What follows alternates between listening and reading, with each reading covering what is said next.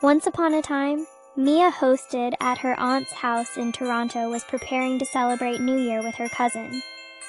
The air was filled with excitement as the town prepared for the grand New Year's Eve celebration.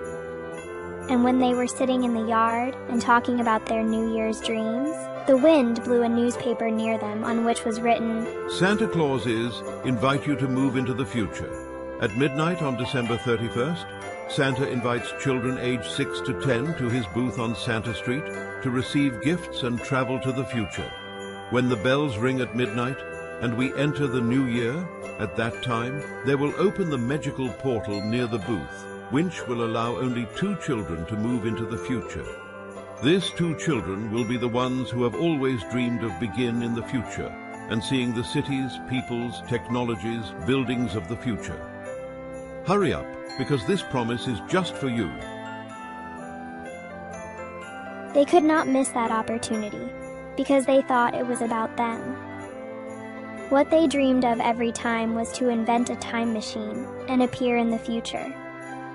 They believed in Santa's promise, and at midnight, before the New Year bells rang, they were already standing in front of his stall on Santa Street.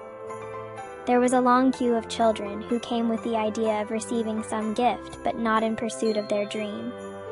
Santa was counting the number of distributed gifts, and in the meantime, Mia and Jacob were counting when the bells would ring and Santa's New Year's promise would be fulfilled.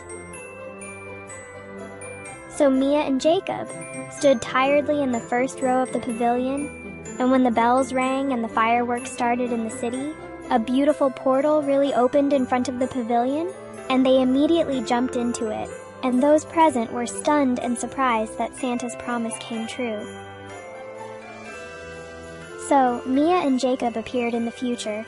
It was the year 2050. They saw miraculous cities with beautiful lights and peaceful skies. They saw taxis working in those cities and innovative means of transportation that worked on electricity.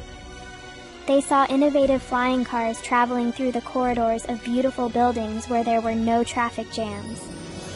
But their childish desire was to see what will happen in the future in the game world, and they saw that too. The game world was entirely in virtual reality.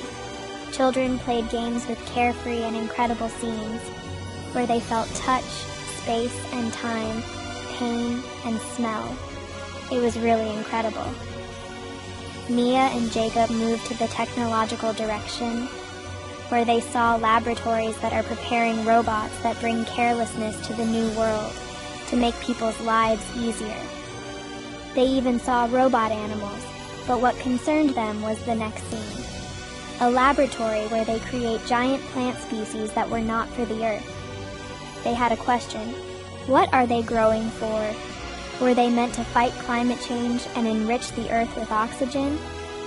But no, they were for other planets, because it turned out that by 2050, people will create laboratories on the moon, and moving from the Earth to the moon will be like from Paris to Toronto. People will populate different planets. They will discover extraterrestrial life and beings. They will discover water on different planets. And what was most interesting, there were many portals that transported different spheres, through one of which, they returned to the present time in front of Santa's pavilion. They were so surprised that they could not speak. Santa greeted them, and understanding their surprise about colonizing other planets, said, Let's take good care of our Earth so that we don't need to discover and settle other planets. Yes! The next day, they told all this to the family, who were just surprised and didn't seem to believe. But in this wonderful story, we singled out 5 things that will happen in the next 30 years.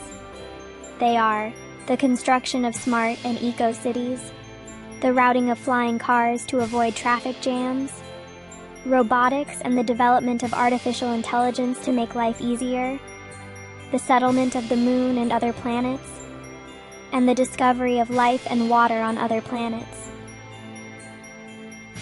Here is a wonderful and very important story which I think you liked. Don't forget to subscribe so you don't miss our next meeting.